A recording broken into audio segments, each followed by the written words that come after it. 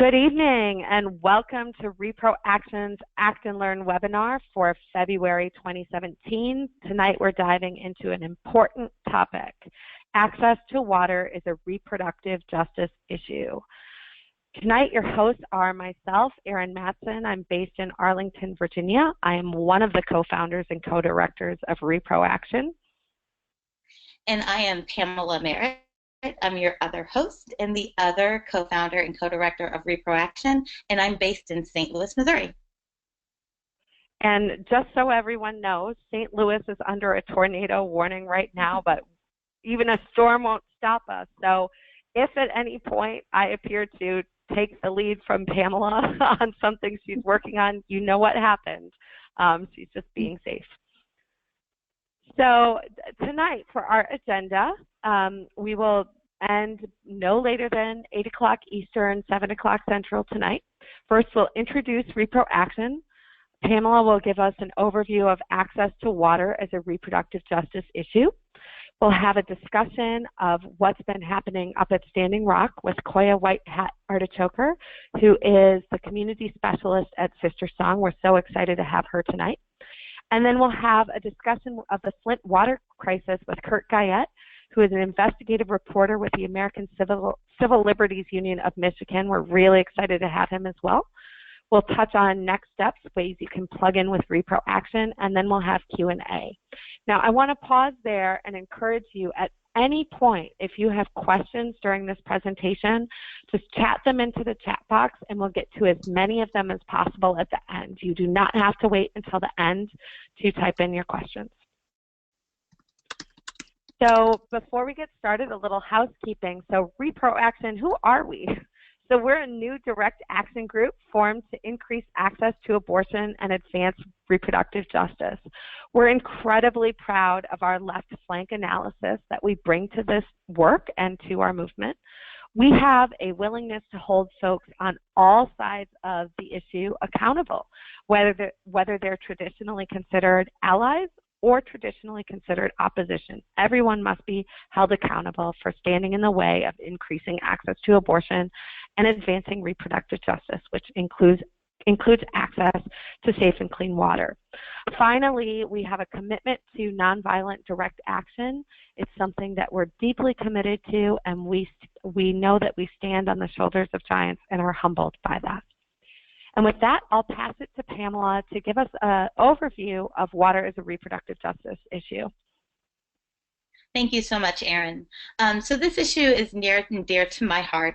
I come from a family that, my mother's side of the family is from rural Mississippi and encountered many problems with access to safe and drinking water throughout my mother's early childhood. So I grew up hearing stories about people getting sick and people just not having access to water because of oppression and poverty. So access to water as an issue, as a human right, is near and dear to my heart and a very important issue to Reproaction as well.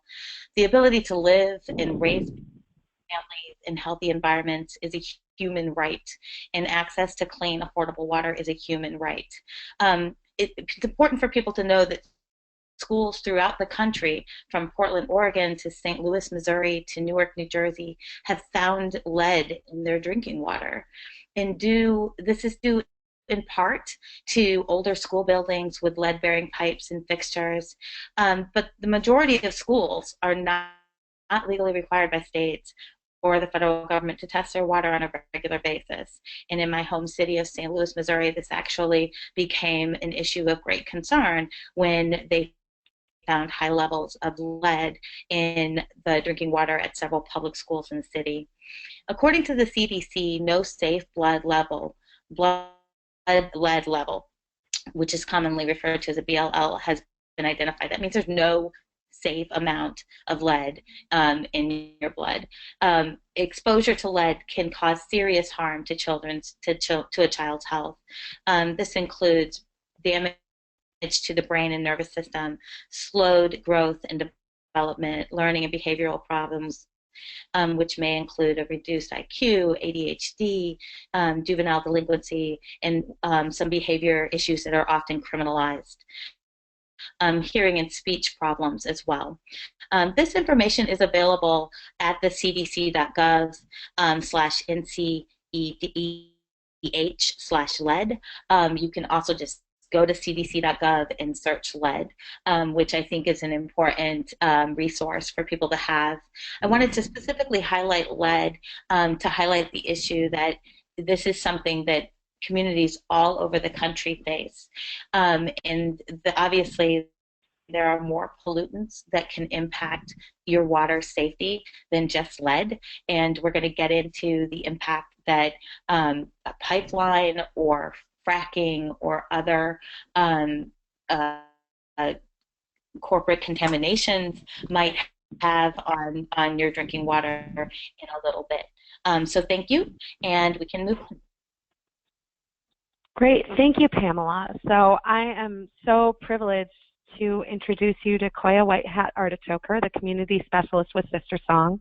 She's a proud enrolled member of the Rosebud Sioux Nation and raised on the Rosebud Reservation in South Dakota.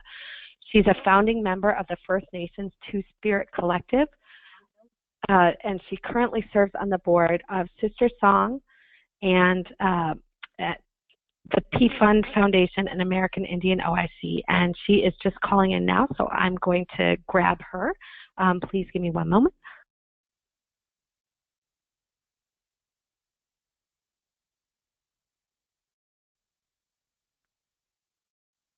Koya, are you there?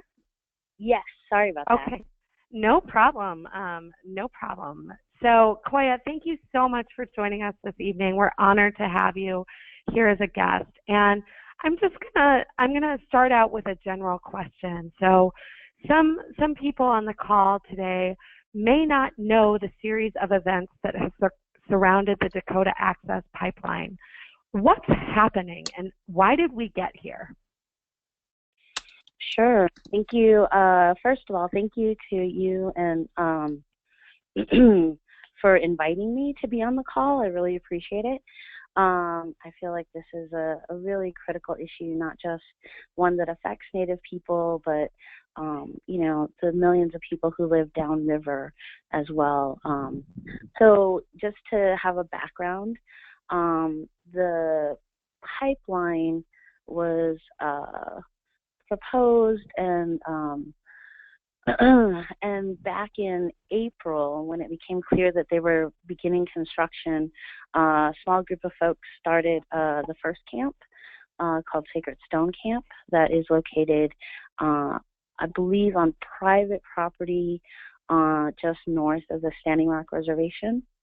And then over the course of time, another camp was set up closer to where the path of the pipeline was going, called the Osheti-Shakowin camp, which in Lakota refers to the 7 council fires of the Lakota people, or the 7 tribes, or the groupings that make up the Lakota, Dakota, and Nakota Nation. And then another camp was set up called the Sichangu camp, which is smaller, still near the larger Osheti. All 3 camps were within proximity of each other. So as the construction continued, and it became clear that this pipeline was progressing, the camps grew larger throughout the month. So in April there was 1, and then by May there were 2 and 3, and then as we started to see sort of different clashes start to occur, you know, one incident was with dogs, and at a certain point the camps grew to, at one point there was over 10,000 people there.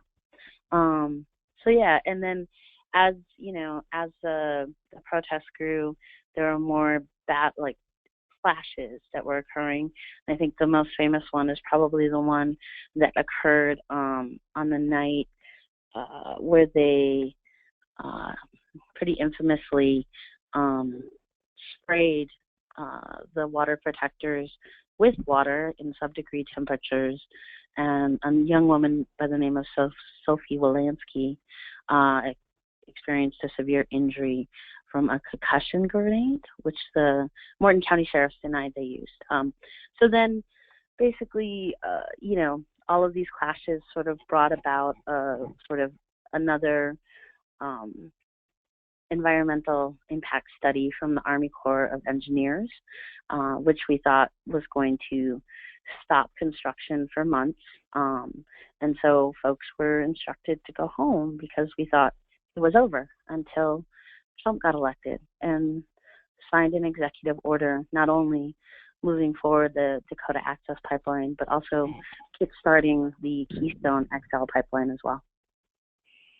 Yeah, wow. Thank you for that overview, Koya. That is deeply informative and deeply disturbing, particularly the story of police violence that you highlighted, where water was in fact turned into a weapon. So I have actually two follow-on questions just on these various threads. One, I'll start with this. So tell us about the water protectors who came to camp and why they came.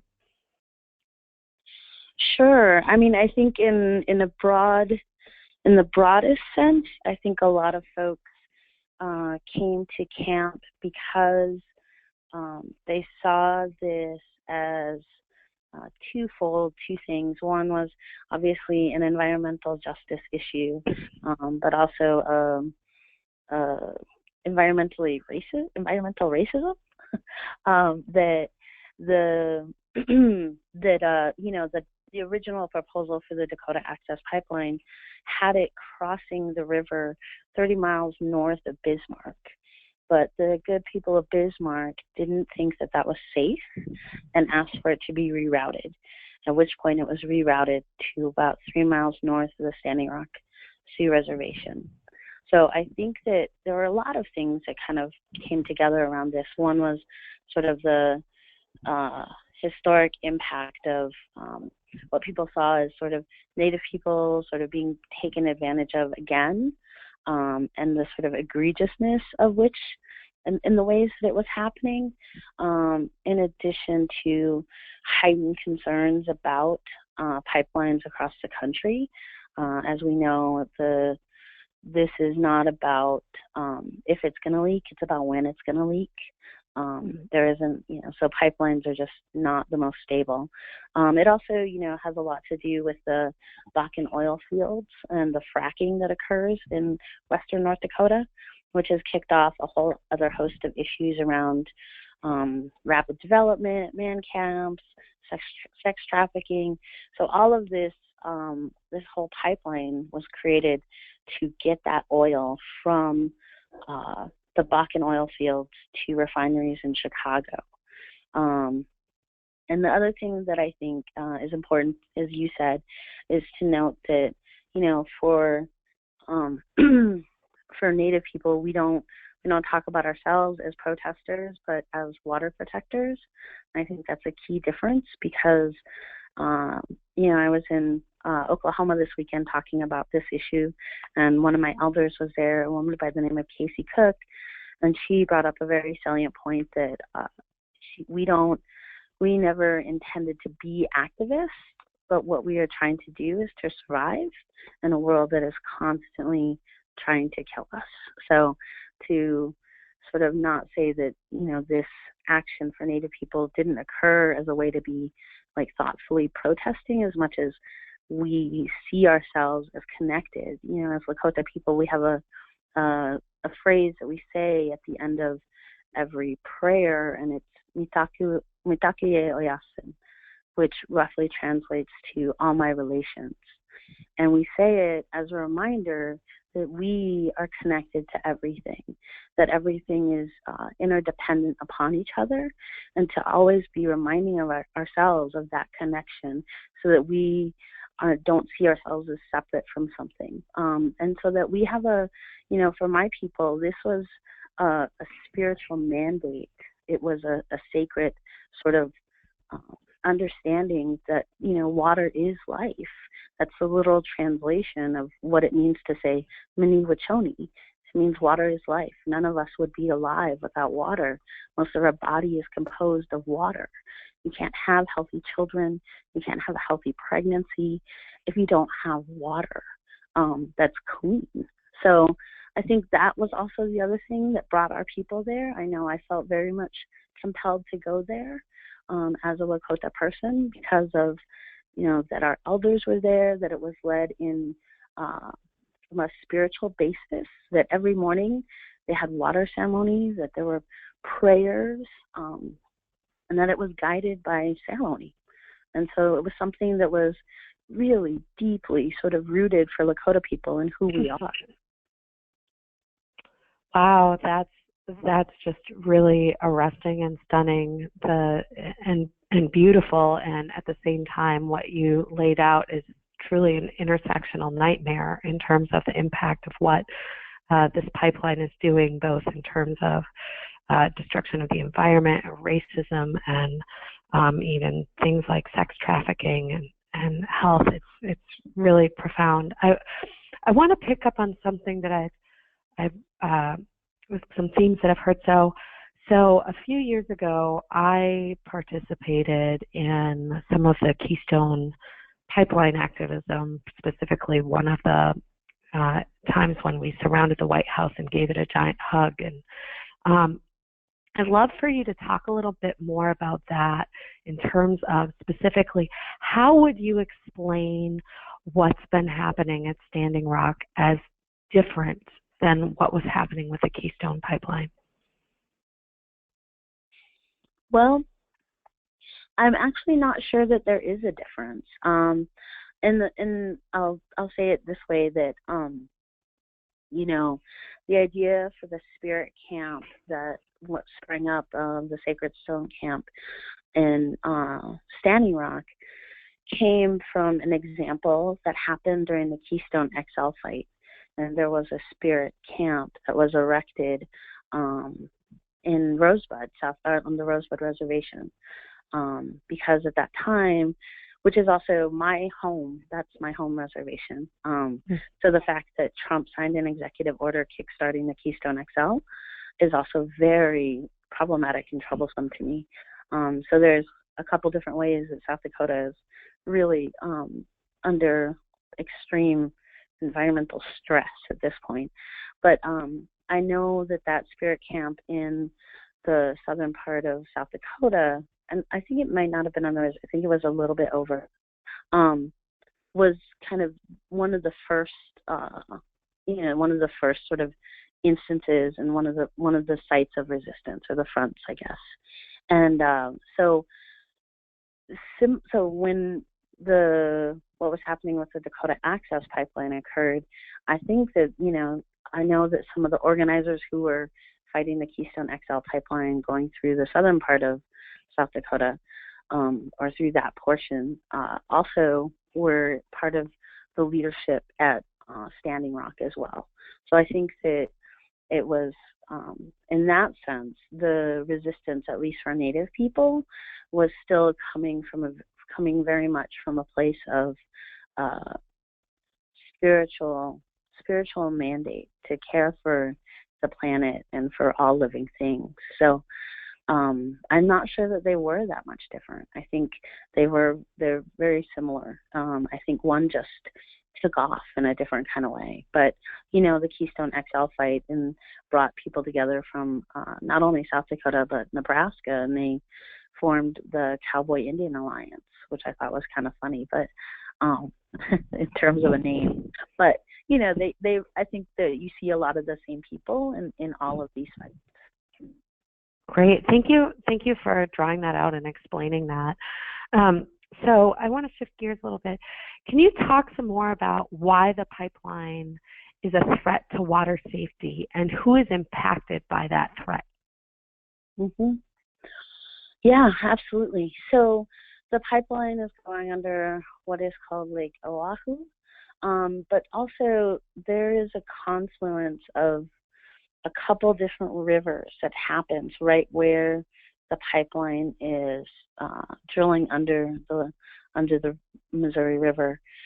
And one of the reasons, so the way that the rivers work there the way that the currents come together does this kind of amazing thing where it creates the stones in that part of the river get sort of tossed around in a particular kind of way, and it creates these little round stones. I've seen several of them, but it's kind of fascinating, right? So because the currents run that way and created these stones, this was seen as a sacred location because it's very odd. Like if you see them, you're kind of like, wow, and this just happened, naturally occurred. So one, it's seen as a sacred location. Two, it's treaty lands. But three, if something were to break or if that pipeline were to spill, like I said, it's 3 miles north of the Standing Rock Sioux Reservation. And so, these rivers are part of their water supply. So the concern is that, again, it was not safe for it to be 30 miles north of Bismarck because that wasn't okay, that the city of Bismarck might experience a contamination of their water, which is the capital of North Dakota. But somehow it's okay that it's 3 miles north of the Standing Rock Reservation, and if it breaks, they're going to have to deal with the consequences of what an oil spill would look like. And I think there have been, the Dakota Access Pipeline folks or energy transfer partners have said, well, we'll have all these sort of mechanisms in place to monitor any possible spills. But again, there have been documented cases of spills from these same folks where their monitoring just didn't work. So, back to the idea that with pipelines, it's not about whether or not they're going to leak. They are. So it's not if, it's when. And so I think it's just this recognition from Native people that we are inherently being put at risk again above the lives of white folks who are inhabiting 50 miles of each other, but somehow the risk is okay when it comes to Native people. It's completely despicable. So my question for you now is, so how can people get involved, particularly when camps have been taken down? I think, folks on this call who are interested in getting involved and supporting access to clean water, what should they do? Absolutely. Well, I think that there's a couple things. One, the tribal governments have filed a lawsuit, and to the extent that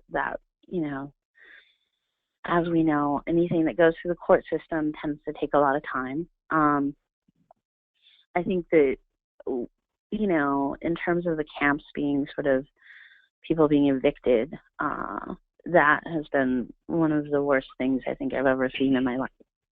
I was really shocked by what I've witnessed and seen from folks.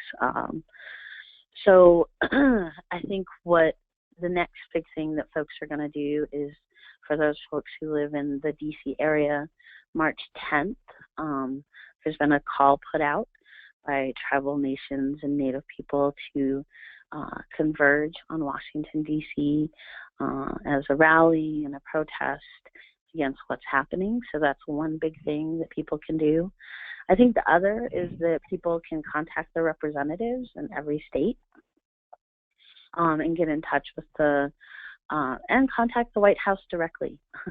Donald Trump is quoted as saying that he has heard no opposition from anyone regarding these pipelines, which, as many things, seems like a lie or some sort of alternative fact. But yeah, so I think those are the key things at this point, is that to contact legislators and let them know that you don't support this, to join folks March 10th. And I also imagine that as things progress, there will still be more places of resistance. And so one of the things you can do is also on social media, you can follow the Sacred Stone Camp. You can also follow the Osheti Shakowin camp. There are certain Facebook pages, although I had heard a rumor that some of them were being taken down. But there's also folks you can follow, like the Indigenous Environmental Network. They've had a huge sort of hand in some of this. So also, I think Winona LeDuc and her organization will also be doing updates. But yeah, those are some of the sort of tangible things that can happen right now, other than just sort of staying informed and making, you know, and you can also call the Morton County Sheriff's Department and, you know, let them know that you don't approve of their actions. Or if you live in a city or an area that sent law enforcement officials to North Dakota, you can take some action there. I know here locally, the Hennepin County Sheriff's Department sent 10 police officers and equipment up to North Dakota, and there was a big protest, and they were brought back, and they weren't sent again. But I know that folks are planning to organize next year's the election for the Hennepin County Sheriff, and so I think there's a good amount of folks who are going to make sure that he pays for that decision with his seat. Koya, thank you so much. At this point, I'm going to encourage anyone with questions for Koya to feel free to chat them into the chat box, and we'll get to as many of them as we can upon conclusion. Thank you, Koya. Absolutely. And can I just add one more thing? Yes, please do. Sure. And the other thing that I think is kind of important to point out here is that not only is this a fight around environmental justice, but this is also a fight around sovereignty. And the land that folks were occupying was part of the 1868 treaty that we never ceded that land. And so to us, that is still rightfully our land. But given sort of the government and the pushback, it's important to note that, you know, the boundaries of the reservation that exists right now, we don't recognize. We recognize the Treaty of 1868, and that part of what you saw happening, part of what was difficult around the safety for water protectors was jurisdictional issues around sovereignty. It had to do with sovereignty and the borders between the Morton County Sheriff and that county itself and the Standing Rock Sioux tribe. And that's kind of important to understand when you're looking at some of the issues affecting Native people. So just wanted to point that out. Thank you. Thank you for making sure that was covered up front. We appreciate that greatly. And with that, I will pass it over to Pamela. Thank you very much. And Kurt, if you can unmute yourself, that would be fantastic. I am very pleased to begin this conversation with Kurt Guyette, who's an investigative reporter with the American Civil Liberties Union of Michigan. In 2016, ACLU of Michigan reporter Kurt Guyette was named Michigan Journalist of the Year by the Michigan Press Association for his groundbreaking coverage of toxic contamination of the Flint water supply, which, as most people know, is a public health disaster that has exposed over 100,000 people to lead poisoning for almost 2 years.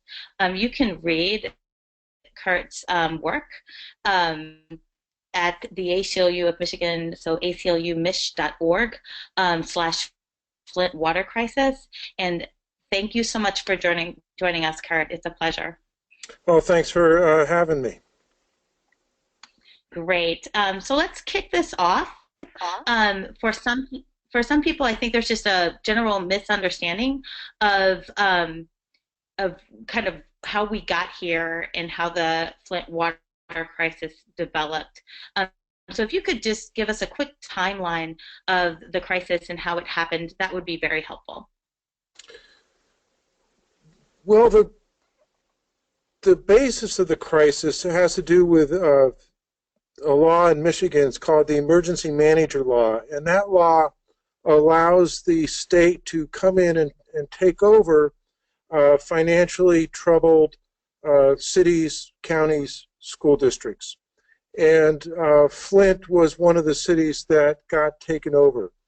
And the reason this is an issue that the ACLU of Michigan is concerned about is that when these emergency managers are installed, all the authority of duly elected local officials is taken away. So essentially this law is an attack on democracy and voting rights. And it was especially concerning because the way this law was applied, it was almost exclusively cities with African American majorities that were taken over, and there are also cities that were had very high poverty rates. Flint, for example, has a poverty rate of about 40%. So it was very much a racial issue as well as a class issue. And so in April of 2014, one of these appointed emergency managers decided that in order to save $5 million over a 2-year period, they were going to begin using the Flint River. Up until that point, for the previous 50 years, Flint had been getting its water from the Detroit's regional system, and it was clean, high-quality water, and they just unilaterally made the decision to switch to the river water, which at the time, one of the residents told us when they made that announcement, everybody thought it was a joke because everybody knew how dirty the Flint River was. As soon as this changeover occurred, residents began reporting problems with their water. It looked bad, smelled bad, tasted bad. It would sometimes be yellowish, sometimes brownish. Sometimes it would smell like rotten eggs. Sometimes it would smell like swamp water. But it was just basically foul and disgusting, and it was water that people wouldn't give to an animal, let alone expect a town of 100,000 people to be using. And part of the problem was that the Flint water treatment plant was not prepared to do the very complicated task of treating this river water. And so initially there was problems with bacterial contamination, E. coli, and so there were boil water notices. And because they didn't really know what they were doing at the water treatment plant, they had never done this before. The water had always been pre-treated by Detroit. It got to Flint, they added some chlorine and then sent it on its way. So they didn't really know what they were doing. The plant wasn't prepared, and we know it wasn't prepared because of emails that were eventually uncovered. And so then they started increasing the amount of chlorine, and that led to creation of unacceptable levels of a carcinogenic byproduct of chlorine called total trihalomethanes. And they had elevated levels of TTHMs in the water for months and months and months, and the townspeople weren't told about it because the law didn't require that they be notified until the city was out of compliance for 3 quarters. And there was nothing saying that they couldn't be notified, but because basically they had screwed up in making the decision to use the river water, they constantly were trying to cover up problems, and the problems with the TTHMs was one of them.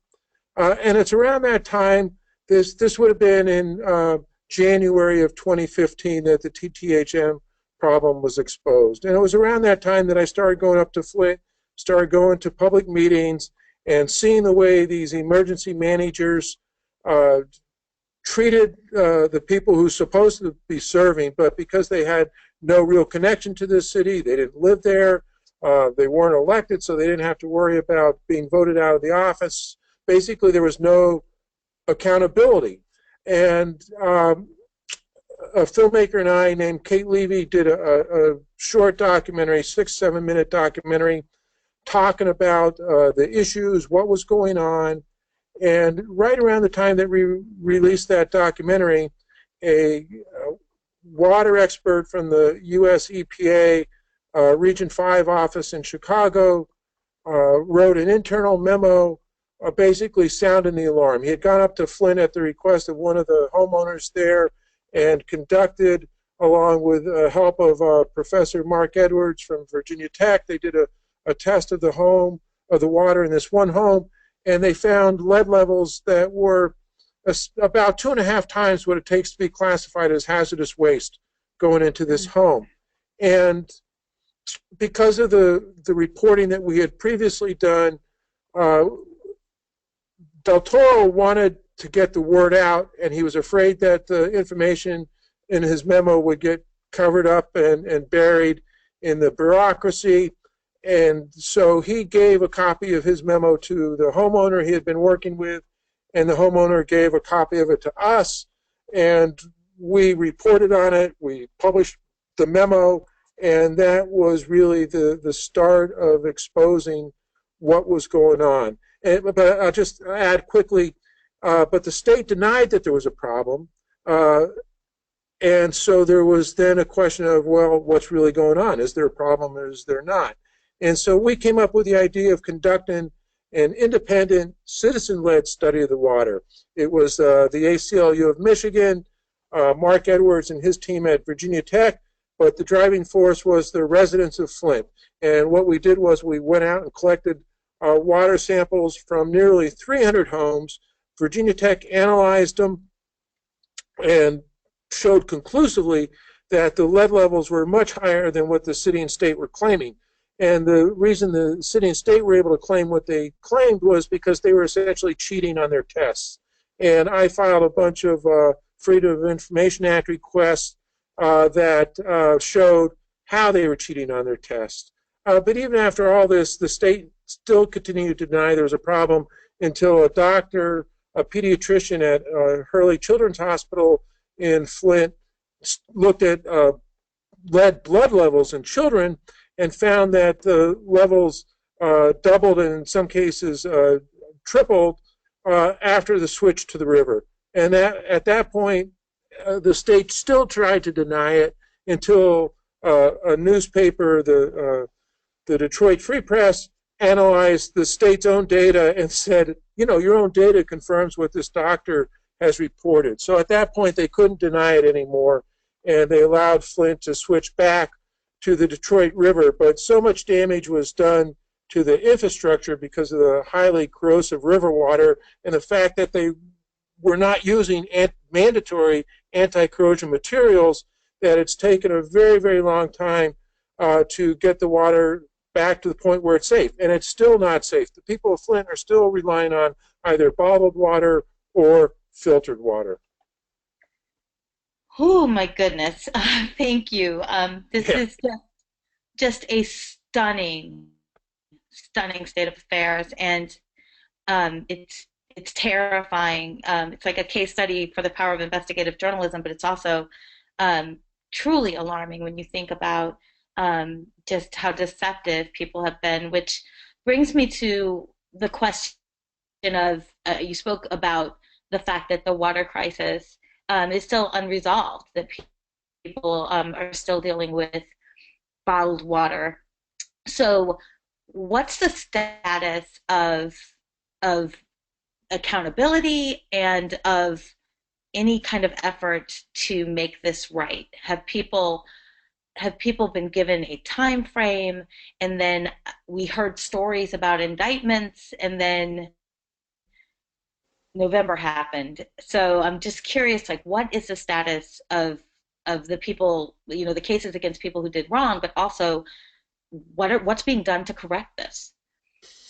Well, the status right now is that 14 people have been charged with various felonies for their alleged roles in the crisis. One person plea bargained and has been cooperating with the investigators.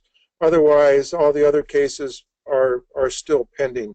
I should also say that lead's not the only problem with the water in Flint. Because they didn't know how to basically treat the water, there was, after the switch to the river, also an outbreak of Legionnaire's disease at least 12 people died, and probably more, because it looks like there were a lot of cases of pneumonia that were misdiagnosed, that they were really Legionnaire's disease. And this gets to kind of like the heart, one of the hearts of the problem, which is that Flint's water system is too large for the population that it now serves. Flint used to be 200,000 people, now it's fewer than 100,000 people. It also had all these auto plants there that required tremendous amounts of water.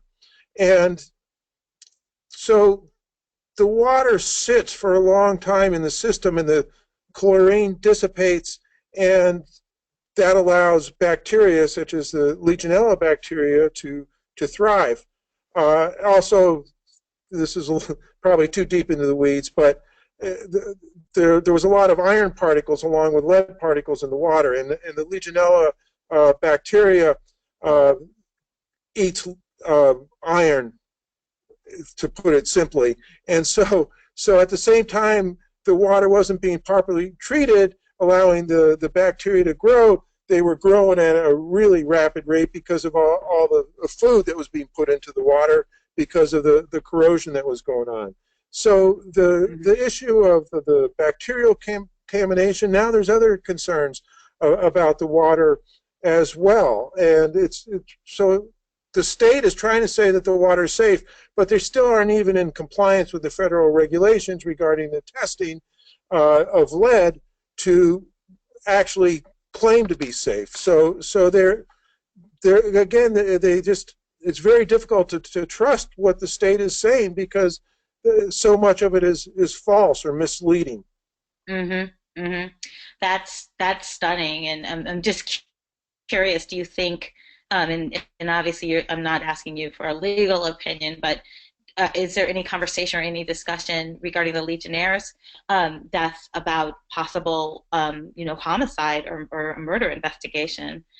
Well, not murder, but possibly maybe manslaughter charges would be a possibility, but there hasn't been anything like that yet. A lot of conspiracy charges have been brought so far in terms of covering up both the lead issue and also the Legionnaires' issue. Their main concern was to not protect the public health. They were basically, excuse me for being crude, but they were just trying to cover their ass and not have it get out. What a horrible mistake was made when they switched to the river and didn't use the mandatory corrosion control. And because of the fact that it was a state appointee that made that decision, there were none of the traditional checks and balances were in place. Basically, it was all the governor's team. It was the governor that appointed the emergency manager. It was the governor who appointed the head of the Department of Environmental Quality and the Department of Health and Human Services, all of which have been implicated in covering up what was going on. Which is another problem with the law. It takes away the checks and balances that are fundamental to a working democracy. Wow, very well said. So, what can people do now? I'm pretty sure that people who hear that the status and the background are thinking not only what can they do to, as activists to assist and apply pressure for accountability, but also, speaking for myself, my heart just goes out to people who are in Flint and who are enduring this horrible situation. So, what can people do to get involved?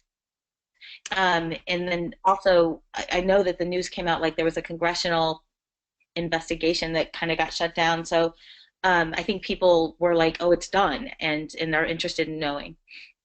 No, and there was it was shut down by the Republican head of the committee that was doing the investigation over the objections of the Democrats on the committee, who felt that the Michigan governor did not provide all the documents that had been requested.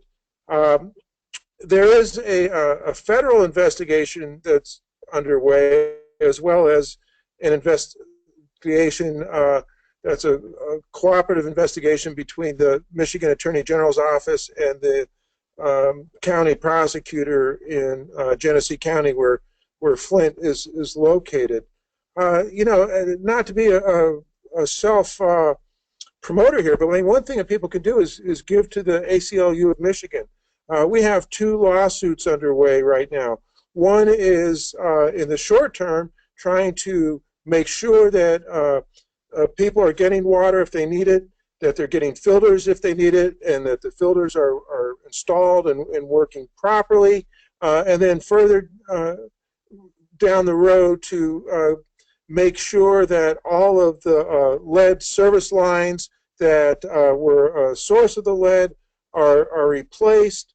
We have another lawsuit trying to force the state to make sure that all of the educational services and assistance that are needed to help these kids who were lead poisoned, you know, maximize their potential and deal with the harmful effects of the lead poisoning are put in place. So you know, it's the ACLU is up to its neck in these lawsuits, trying to make sure that the people of Flint are taken care of over the long run. There's also a group up in Flint. There's a lot of groups up in Flint, but one of them is called Flint Rising, and you just put Flint Rising into your search engine and find the website for them. They're a very good grassroots group that are doing a lot of good work to provide assistance to the people of Flint. Thank you so much for that information. And thank you for your work, which is truly amazing and so impactful. And thank you so much for coming on this call. If you'll hang on while we take care of some business, then we're going to have some Q&A from our attendees. Thank you, Kurt. All right, so I will take it from there. Thank you to both Kurt and Koya. Looking forward to the discussion. So what we want to do now is just encourage all of you to make sure to plug into Reproaction's work and campaigns. You can sign up for our alerts at www.reproaction.org. Also, so you know, signing up for alerts means that you'll get a notification when a recording of this webinar goes live that you can share with your friends and colleagues. So we always record these and share them by email. You can also follow us on social media. We are Reproaction on Facebook, Twitter, and Instagram. So please connect with us online. And then we run these webinars every single month. They are intended to dive deeper into topics, look at what's working, what's not working, connect activists with one another. Our next Reproaction Act and Learn webinar is going to be held on Tuesday, March 21st from 7 to 8 p.m. Eastern Time. And the topic is going to be loving yourself, self-esteem for activists, really looking at nourishing ourselves as a start to being able to accomplish radical things. So with that, I will pass it over back to Pamela for Q&A. And Pamela, I'm just going to let you know that my connection with Koya has dropped off right now.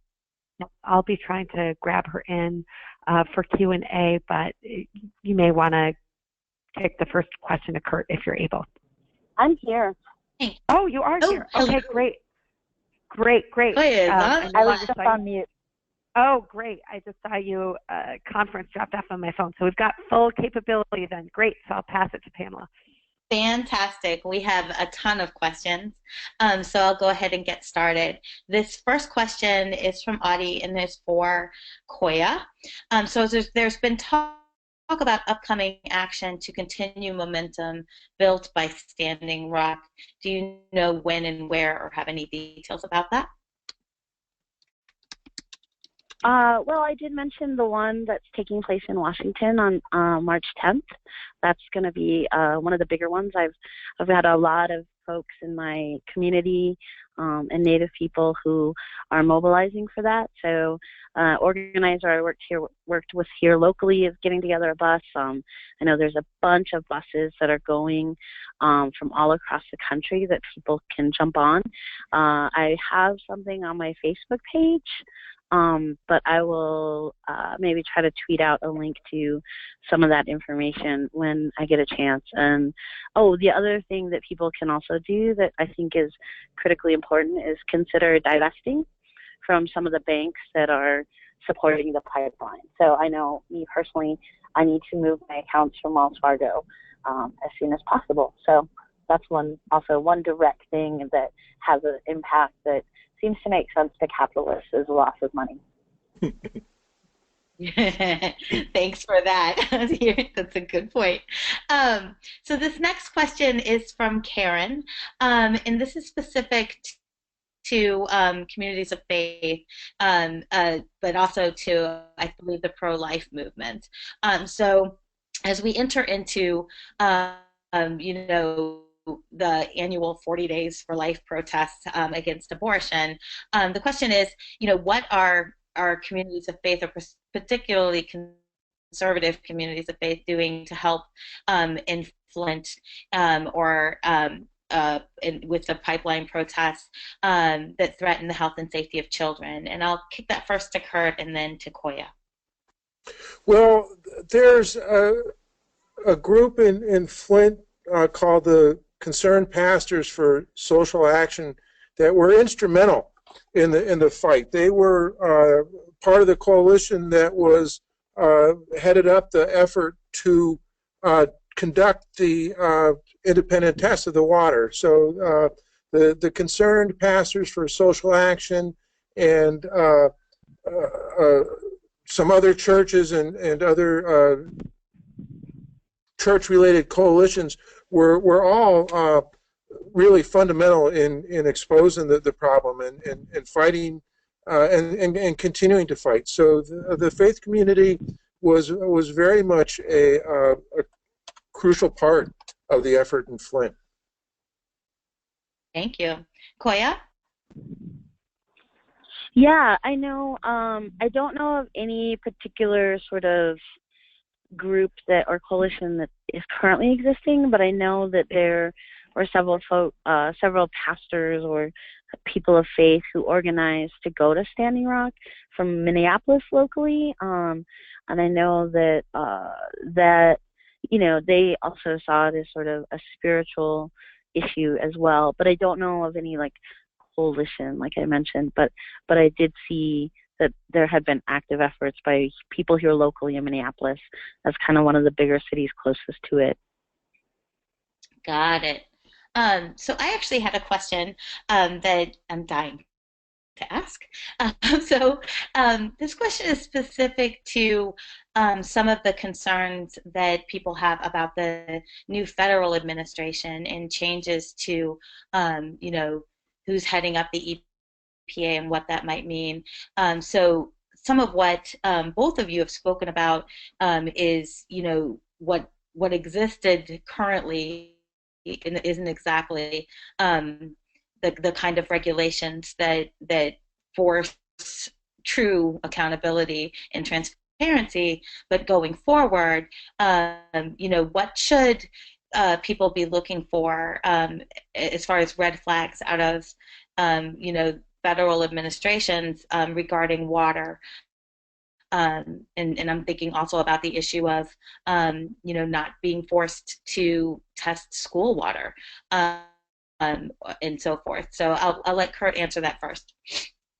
Yeah, it was actually pretty mystifying to me as to why the EPA did such a terrible job in Flint, and there's no other way to describe it except really horrendous. They allowed it to go on longer than it should have. Initially they were lied to about what was going on, but at a certain point they found out what was going on, and they they just sat on their hands. And we even you know, took measures to try to force the EPA to become involved, and they fought us on those measures. So you know, and I kind of, I don't know this for certain, but I just have the sense that the EPA was so much under attack for so long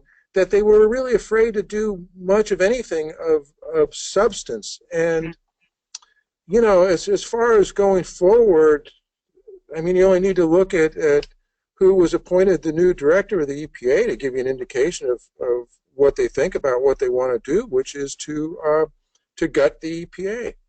Yeah. You know. Yeah. Koya, do you have something you want to add to that?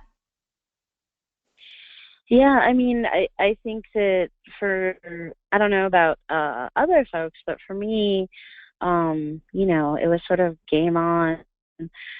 Trump signed the executive orders not only for the Dakota Access Pipeline, but for the Keystone XL pipeline. And that, too, like I mentioned, is a little more frightening to me because it's, you know, it remains, I mean, all of South Dakota is my home, but Keystone XL is going to go directly, you know, near my personal reservation and the lands where I grew up and where my family still lives. So I think that for me, it's kind of, I don't think this administration, we can look to this administration for any kind of protection. And if anything, they've been outright antagonistic and hostile as a signal of what they think of the environment. Thank you both. So we have time for one final, or we have two questions, but one final question, maybe two. So this question is for Koya. And I think it's a point of clarification. I believe you spoke to this earlier, but just to clarify that all water protectors, are all water protectors being forced to vacate camps at this point? And if not, should people be sending aid? Currently, it's my understanding that water protectors are being moved off of the current sites. And so they were on federal land and private land, but they have been pushed back to tribal land. It's my understanding. So I think if folks wanted to donate money to anything, I would look to the Legal Defense Collective. I think it's called Red Owl Legal Defense Collective, because people are still facing having to come back to North Dakota for trial and still needing lawyers. And that was an ongoing issue throughout the whole thing, was that the amount of people who were being arrested was overwhelming the court system. And the courts were not allowing anyone who wasn't licensed in North Dakota to provide legal protection for the water protectors, which created a sort of backlog around how people's cases were moving forward and whether or not people were getting access to lawyers. So I would say if you were looking to donate to something, I would look to the legal collectives that are helping the folks who have been arrested. Thank you for that. We have time for one more question, and we basically have like 2 minutes, but I'm going to get this one out because I think it's interesting. So this is from another question from Audie to Kurt, that I've heard of big banks and companies looking to buy up water rights in undeserving communities across America, such as Flint, underserved, I'm sorry, in coming years, so it can be privatized and sold to people at a price. Have you heard of this? Do you believe it's a problem? What are your thoughts on that?